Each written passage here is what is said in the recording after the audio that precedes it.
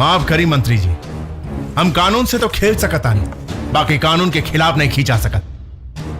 ना हमार पावर ना अपने के पैसा कौनो काम नहीं आएगा यहाँ, क्योंकि वो कोर्ट मैरिज है। अगर उन लोगों को थोड़ा सा भी तकलीफ हुआ ना तो जेल में आपके बहुत तकलीफ होगा। अगर अपने ओकनी के कुछ करे के सोचे तानी नो तो कानून राउर बैंड बजाते।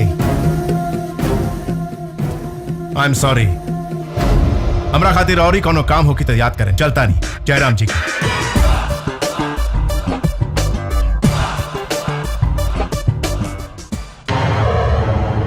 और खिलाई पिलाई जब काम के बेरा आइल तब मुंह फेर के चल गए कुत्ता साला। अरे चुप साला, उठी के कौके गइल बा। जबरदस्ती करम तो वो फंसी और हमाऊ हमनी के कुछ और सोचे के पड़ी।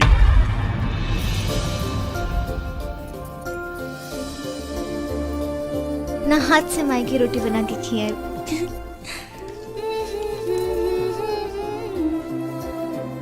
आओ ई का करता?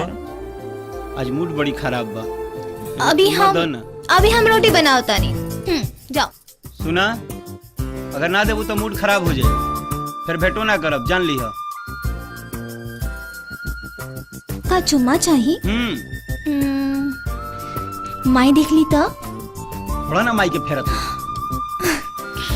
अच्छा तो आग बंद करा ना,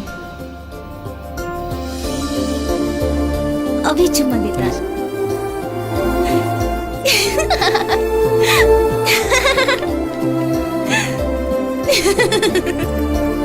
आटा हम तारा से चुम्मा मंगनी है, अब दिखाओ तनी कैसे चुम्मा लेला।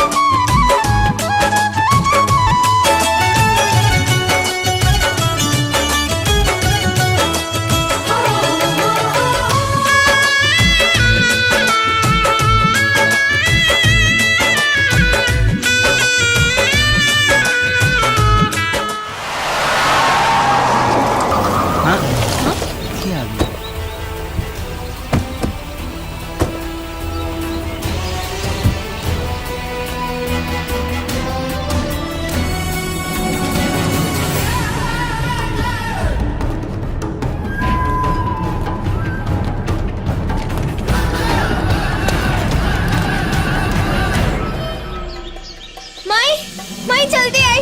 कौन है रे? माई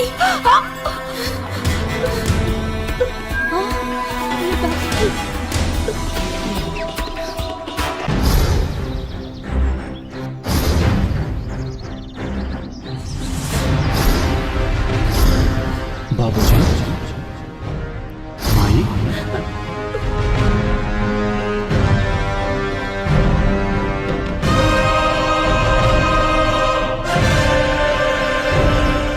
चला सुल्तान, गोली गोली चला।